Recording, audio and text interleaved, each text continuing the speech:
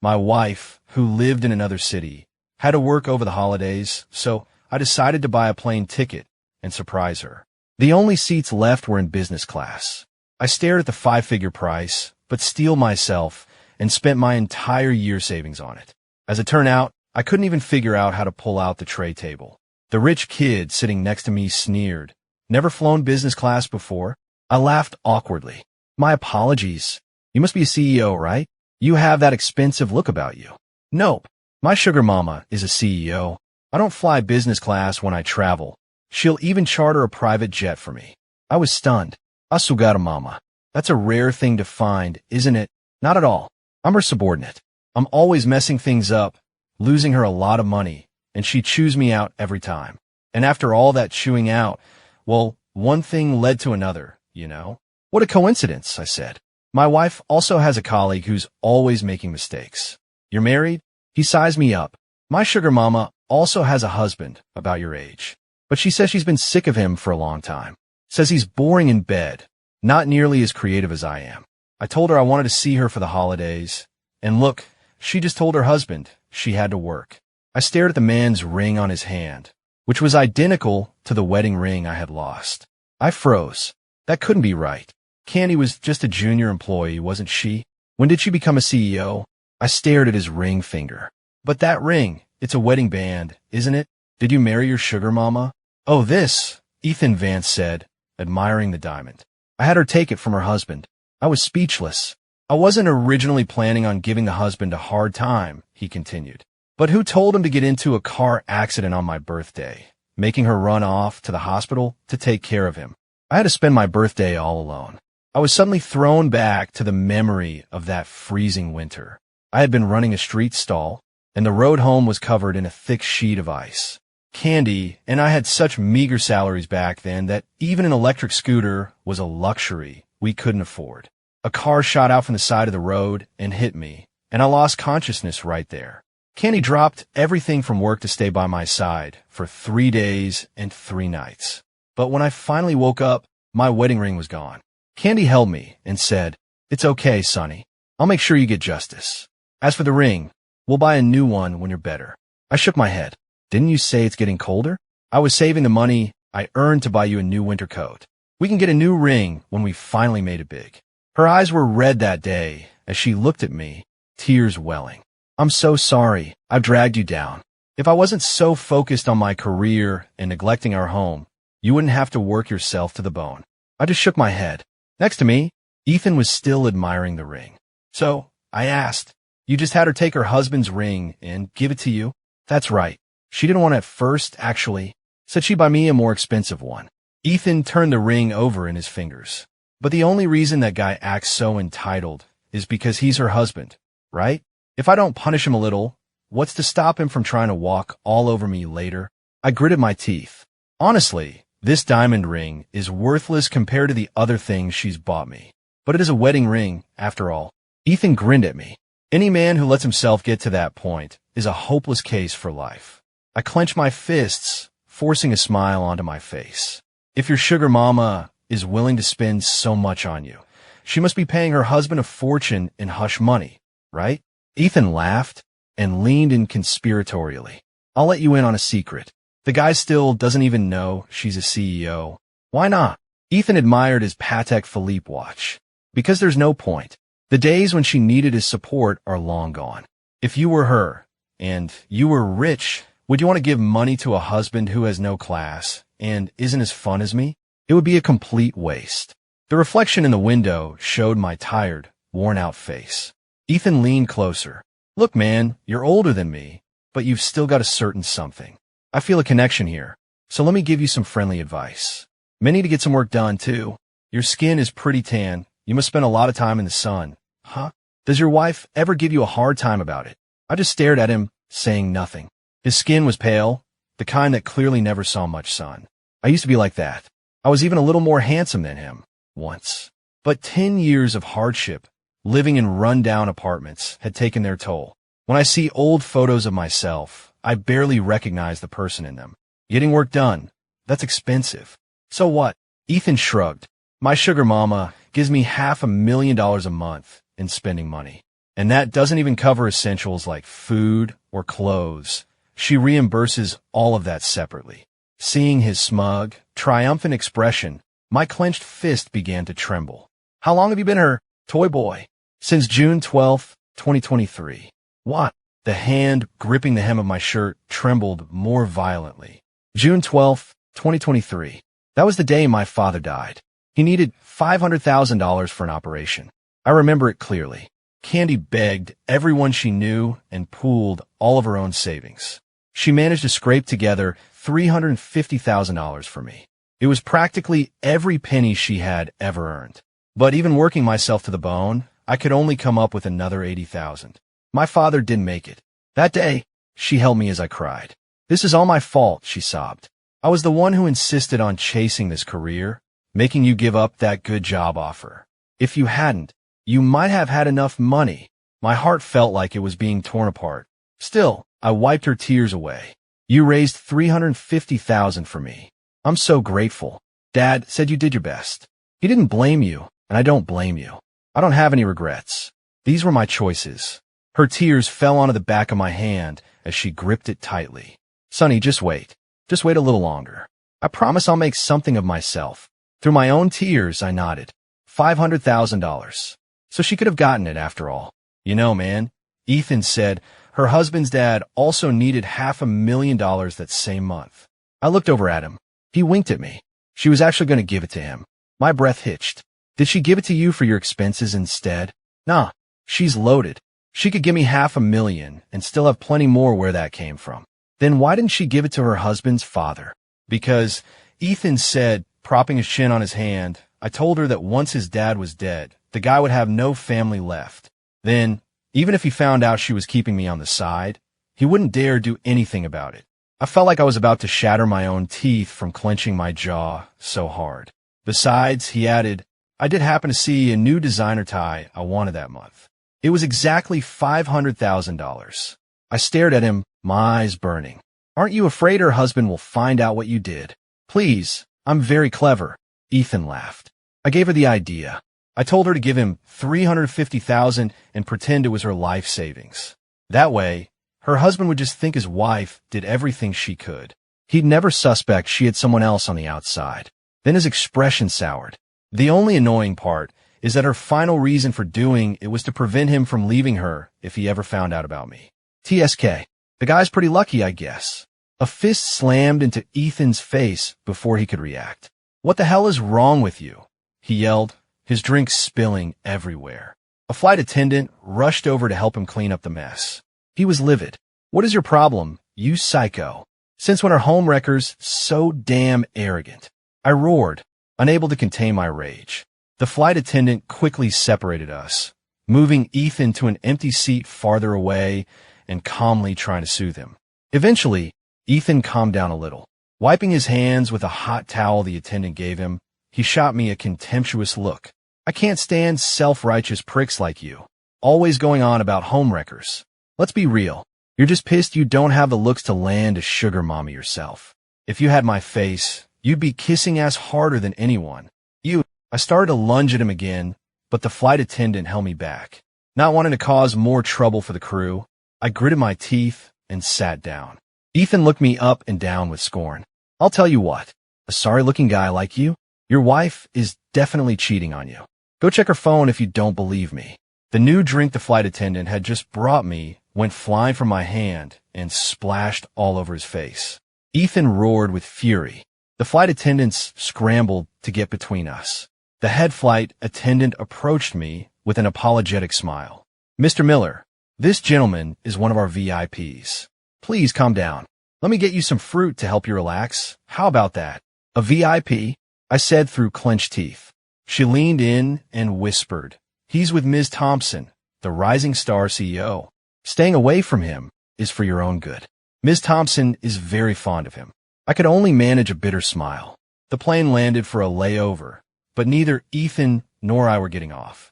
We were allowed to turn off airplane mode, so I sent Candy a message on iMessage. Where are you? She sent back a picture of an office cubicle. Making money for our little family. I typed back, for our family or for you and someone else's? There was no reply. I sent a single question mark. A moment later, I heard a familiar voice coming from Ethan's phone. Someone threw juice on you?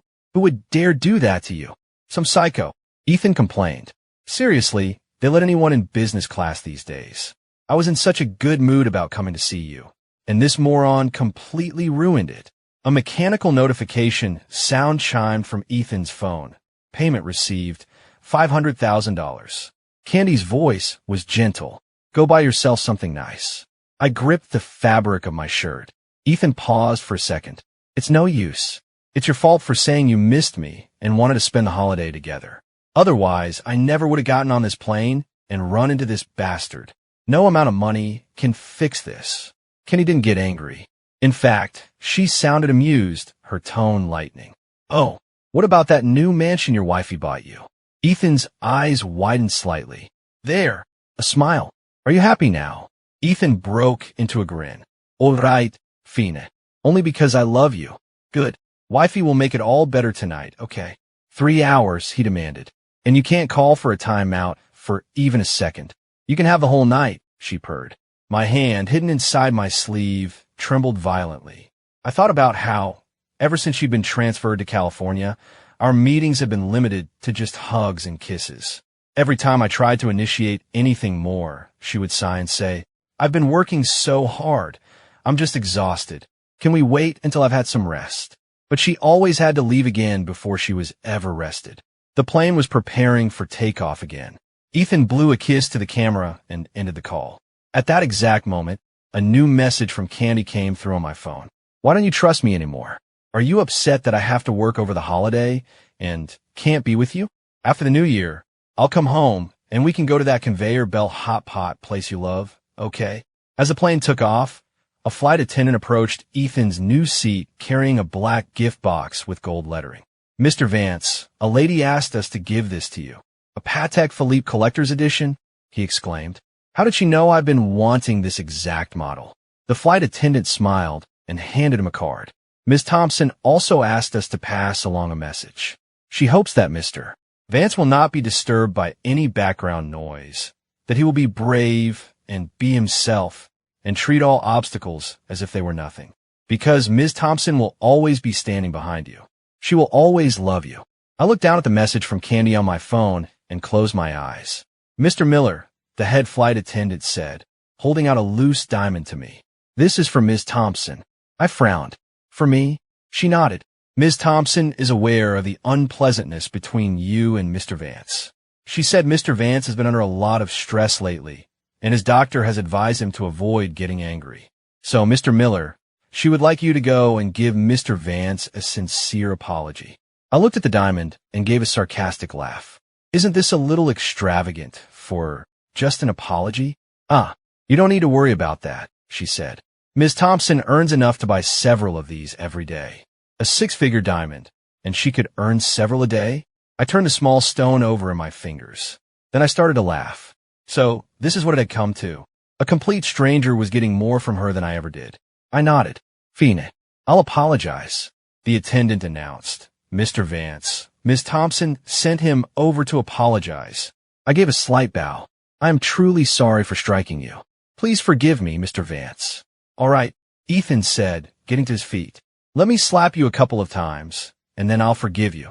The head attendant laughed nervously. Mr. Vance, he's an older gentleman. Please, be the bigger person and don't stoop to his level. So what if he's older? Ethan sneered. His life is already a wreck. Nobody cares if he gets hit or not. I give him a couple of slaps. He gets to go home with a diamond. He should be thanking me. A flight attendant tugged my sleeve. Sir, maybe just let him. Let him hit you a couple of times, and this will all be over. He has Miss Thompson backing him. After all, another added, yes, Mr. Miller. For a 6-figure diamond, it's not a bad deal. 6 figures. That's right. It would take me 8 or 10 years of backbreaking work to save that much money. This diamond in my hand was worth 10 years of my life. I rolled the diamond between my fingers. With a clatter, I tossed it onto Ethan's tray table. It rolled off and fell to the floor. I don't want it. A fist slammed into my face without warning. Ethan showed no mercy. I'm giving you a gift, and you refuse it? He had put all of his strength into that punch. I staggered back a couple of steps, caught by a flight attendant. Mr. Miller, Just let it go. Mr. Vance has always been like this. That's right, another said. We'll find the diamond for you in a bit. A fist flew back and connected hard with Ethan's face, knocking him back into his seat. You dared to hit me again. Damn right I'm hitting you. I tried to go after him again, but the flight attendants quickly pulled us apart. For the rest of the flight, the crew watched us like hawks, terrified we would start fighting again. As soon as the plane landed, Ethan was the first one to bolt out. I watched him stride out of the jet bridge and walk directly toward a woman waiting there, the bruise from my fist still fresh on his cheek. What happened? The look in Candy's eyes was more panic than it had been on the day of my accident. Did he hit you again? Of course he did. It's all your fault. Sending that stupid diamond just made him even more arrogant. No one has ever dared to hit me like that. Ethan was an expert at playing the victim. The second his eyes got red, no woman could resist him. Where is he? I want to see him. Right here, I said, stepping out of the jet bridge. Candy's entire body went rigid. I lifted my head, my face emerging from the shadow of my cap. Hello, Miss Thompson. Sonny. The hand she had placed on Ethan's cheek dropped instantly. Ethan, who had been about to launch into a tirade about my crimes, froze. Sonny? Candy, My phone was already playing the recording I'd made of Ethan's entire rant on the plane. I turned the volume all the way up. Sonny, Candy whispered, her face draining of all color. I turned and walked away. Sonny, I heard her call from behind me, followed by Ethan's voice. Candy, where are you going? Get back here. I immediately bought a ticket for the next flight home. This time, Candy, the woman who had to work, bought a ticket for the very same flight. Not long after I got back to our apartment, she rushed in after me, still wearing her expensive designer dress. Sonny, a sharp crack echoed as my hand struck her face. Her head snapped to the side. She looked back at me, her eyes red. If I hadn't come to surprise you, were you planning to lie to me for the rest of my life? Candy, did you enjoy it? Watching me pour my heart out for you like an idiot? No, it wasn't like that, she said, shaking her head. I turned and started packing a bag. Sonny, where are you going? What? You're cheating on me, and you expect me to stay. Don't go. She grabbed my hand, stopping me from packing. I can explain, please don't go. I'm begging you. Get lost. I shove her away. You kill my father. How can you have the nerve to ask me to stay with you? Candy's fists were trembling. I ignored her and kept packing. With a soft thud, she dropped to her knees. I know I was despicable, but she looked up at me, her eyes bloodshot. I was just so scared. I frowned. Sonny, I was terrified you would leave me. By that point, I'd already messed up. I was already involved with him. I knew I couldn't hide it forever, that you'd find out eventually. I thought if your father passed away, then you would only have me. Even if you found out the truth, you could never leave me. I thought I could still make it up to you. My fists were shaking uncontrollably. Candy, what are you saying? I'm not lying, Sonny, she said, looking at me with a twisted sincerity. Your father was already terminally ill. Even if the $500,000 had saved him, he would have had no quality of life, no dignity. Maybe dying was the best thing for him. He used to say things like that himself. Another slap cut her off, the sound sharp in the quiet room. My eyes burned with tears. That was my father, who gave you the right to decide if he should live or die. What if it had been Ethan's father who was sick? Would you have just let him die too? Her face contorted in pain. Get away from me, I said through clenched teeth. She remained kneeling. I can't. I tried to push past her, but she wrapped her arms around my legs, holding on for dear life. Sonny, if you walk out that door, I'll jump from this window right now. Fine, I said, my eyes stinging. Then go ahead and die. Candy stared at me for a long moment. Then she stood up, turned, and actually opened the window. That's enough, I yelled. She froze, her body already halfway out the window. She turned her head, her expression pleading. Sonny, you really don't want me to leave that badly? Of course not. If you leave, there's no point in me living. Fine, I said, nodding. I turned, quickly scribbled something on a piece of paper, and handed it to her. If you're serious, then sign this. It was a marital contract. It stated that if she was ever unfaithful again, we would divorce, and she would have to pay me $5 billion. Candy, I know you have the resources to cover it. She looked at me, her eyes wide. Of course, if you don't want to sign, that's fine. We can go file for divorce right now. I'll sign it. She pressed my hand down, stopping me from grabbing my bag, and choked back a sob. I'm sorry. I failed you as a wife. I'll cut him off completely. From now on, all of my assets are yours to control. I swear, for every dollar I spend on Ethan, I'll spend 1,000 on you to make it up to you. With that, she grabbed a pen, signed her name, and pressed her thumbprint onto the paper. I clenched my fists and took a deep breath, closing my eyes. What good was compensation? My father was never coming back. Still, making her pay for it was something. Candy took me to her real home, a lavish mansion. Everything she had ever given Ethan was now given to me, and more. I had my own walk-in closets, plural, each organized by style. If I found it overwhelming, a personal stylist would come to the house daily to coordinate my outfits. My watches had their own room. The garage was full of luxury cars. No wonder Ethan always looked so polished. In an environment like this, how could any man let himself go? Even the calluses on my hands, built up over a decade of hard labor, were starting to fade. And Ethan was still young. Candy never worked overtime again. She would look at my face, almost shyly, and say, I'm sorry. I neglected you in the past. For a moment, she seemed like the woman I first fell in love with. But I could never get past what she had done. No matter how many times she pleaded, we never slept in the same bed again. Every time I looked in the mirror and saw this new, polished version of myself, it just reminded me of everything I had lost. And I would ask myself the same question over and over. If she had all this, why did she treat me the way she did? That question haunted me until the day I was hit by a Rolls Royce on my way home. The wheel rolled right over my ankle. The car was gone before I could even scream. When I woke up in the hospital, Candy was there, looking like she'd just run out of a meeting, her hair a mess. Sonny, I'm so sorry I'm late. Does it hurt? Her eyes were red as she examined my injury. I'm sorry. I never should have gone to that meeting. I should have been with you at the golf course, not let you go by yourself. Don't worry, she said. I'll find the driver who did this and make sure you get justice. Are you still going to pretend, Candy? She froze. I handed her my phone. It showed a screenshot from a Twitter account with the handle @EthanVance. I was starting to think she didn't love me anymore. But after I hit that guy today, even though she yelled at me, she still helped me cover all my tracks. She's still the same as she's always been. She scolds me when I mess up, but she'll always take my side. That tweet was quickly deleted and replaced with a new one. Got an earful. We'll be more careful next time. Being loved is a private happiness, not something to show off. Message received, my dear Candy. At Candy Thompson. Candy's face went white. Didn't you say you cut him off? Candy became frantic. I will, Sonny, I promise. I'll cut him off right now. Are you still going to lie to me, even now?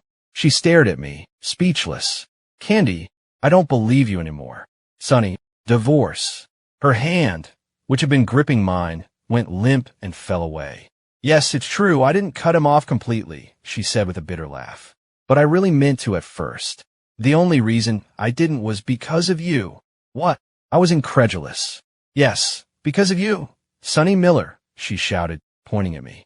If you hadn't refused to touch me, refused to even speak to me, I wouldn't have been in so much pain. I wouldn't have missed you so much that I got drunk in the middle of the night and let Ethan take advantage of me. Candy, that night, she whispered, I was so drunk, I thought he was you.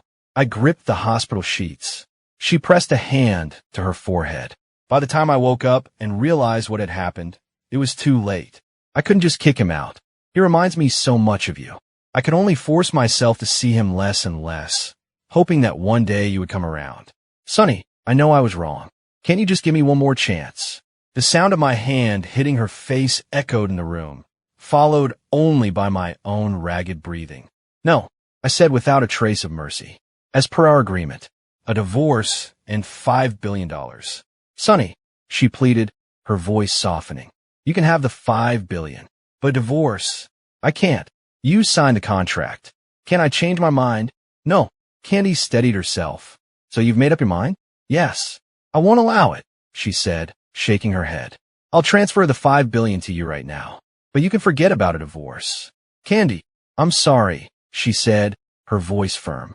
Sonny, just give me this one last chance. I promise. Then, as if afraid I would keep arguing, she turned and walked quickly out of the room, almost like she was running away. For the next few days, I was cared for by a private nurse she had hired. Candy herself didn't dare show her face. The money appeared in my bank account. Restless and angry, I checked myself out of the hospital early and went home. Before I even opened the door, I heard voices from inside. You must be head over heels, Candy. You'd rather give away $5 billion than get a divorce. I have no choice, Candy replied. My mother can't stand Ethan, but she doesn't think much of Sonny either. Ethan has such a temper. I'm afraid he'll really set her off, and that would be bad for him. It's better to just spoil Sonny a little. That way, my mother's attention will be off Ethan. I stood there, frozen. Her friend laughed. But $5 billion? That's a pretty high price to pay, isn't it? Candy sounded nonchalant. What? Am I supposed to actually divorce Sonny? Then all the pressure would be on Ethan. Sonny has suffered for 10 years. He's used to it.